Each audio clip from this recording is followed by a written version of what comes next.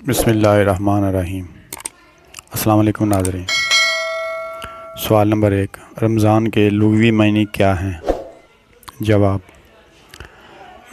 رمضان یہ عربی زبان کا لفظ ہے۔ اس کے معنی شدید گرمی کے آتے ہیں۔ جب اس کا نام رکھا گیا تھا اس وقت سخت گرمی کا موسم تھا، اس لیے اس کا نام ہی رمضان رکھ دیا گیا، اور یہ نام اس مہینے کے اعتبار سے مسلمانوں کے لیے بہت مناسب ہے، چونکہ روزہ دار کا پیٹ بھوک اور پیاس کی شدت سے بھرا ہوتا ہے۔ سوال نمبر 2، روزے کی تعریف کیا ہے؟ جواب: روزے کو عربی زبان میں صوم کہتے ہیں، اور صوم کے لغوی معنی ہیں رکنا۔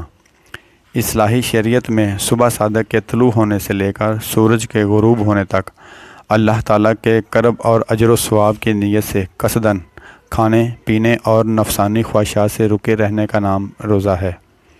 سوال نمبر 3، روزے کی کتنی اقسام ہیں؟ جواب: روزے کی قسمیں: نمبر 1، ماہ رمضان کا روزہ، نمبر 2، قضا روزہ، نمبر 3، کفارے کا روزہ، نمبر 4، وہ روزہ جو نظر، عہد یا قسم کی وجہ سے واجب ہوا ہو، نمبر 5، وہ روزہ جو اجیر ہونے یا کسی عقد معاملہ کے ضمن میں شرط کرنے کی وجہ سے واجب ہو گیا ہے، نمبر 6، وہ روزہ جو حج کی قربانی کے بدلے میں ہو۔ سوال نمبر 4، روزے کے ارکان کتنے ہیں؟ جواب: مسلمانوں کے علاوہ روزے کی طرح پورا دن فاقہ کرنے کا مذہبی عمل یہودیوں اور دیگر کئی مذہبی گروپوں میں بھی موجود ہے، لیکن روزہ اسلام کے 5 بنیادی ارکان میں سے ایک ہے، اور باقی 4 بلا ترتیب توحید، نماز، زکوٰۃ اور حج۔ سوال نمبر 5، روزے کی شرائط کیا ہیں؟ جواب: ہر عاقل بالغ مسلمان پر جو روزہ رکھ سکتا ہے، صحت مند ہے، مقیم ہے اور اس پر کوئی عذر نہیں ہے، یہ صرف ایک مسلمان سے جائز ہے، کیونکہ اس کے صحیح ہونے کے لیے شرائط درکار ہیں، بشمول حیض اور ولادت سے عورت کی پاکیزگی۔ رمضان کے روزے دوسری فجر کے طلوع ہونے سے غروب آفتاب تک کے وقت کی فضیلت کے لیے مخصوص ہیں۔ سوال نمبر 6، روزہ کب اور کیسے اسلام کا بنیادی رکن بنا؟ جواب: جس سال روزہ فرض کیے گئے اس سے 2 سال قبل یعنی سن 622 عیسوی میں پیغمبر اسلام نے صحابہ کے ساتھ مکہ سے مدینہ ہجرت کی تھی، اور ہجرت کے برس سے اسلامی سال کی گنتی شروع ہوئی۔ اسلامی ماہرین کا کہنا ہے کہ سن 2 ہجری میں رمضان کے مہینے میں روزے رکھنے کو لازم قرار دینے کی آیت نازل ہوئی تھی۔ سوال نمبر 7، روزہ کس سن ہجری میں فرض ہوا؟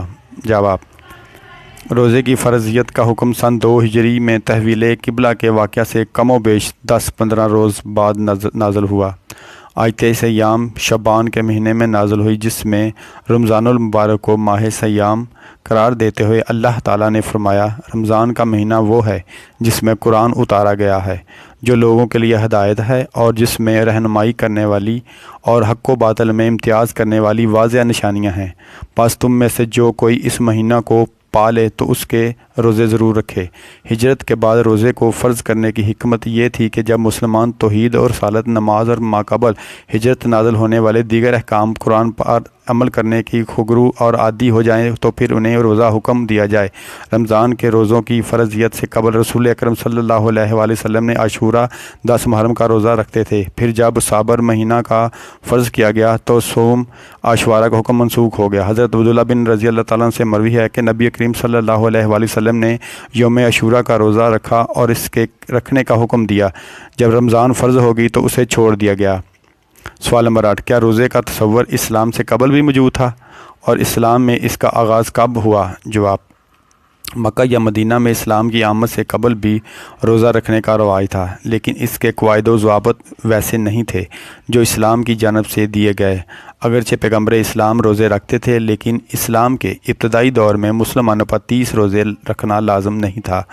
روزے اسلام میں سن 2 ہجری یعنی پیغمبر اسلام کی مکہ سے مدینہ ہجرت کے دوسرے سال فرض کر دیے گئے، جس کے بعد سے پوری دنیا میں مسلمان روزہ رکھتے آ رہے ہیں۔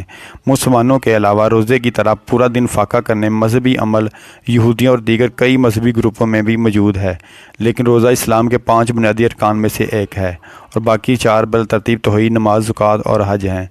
سوال نمبر 9، روزے کے انسانی صحت پر کیا اثرات مرتب ہوتے ہیں؟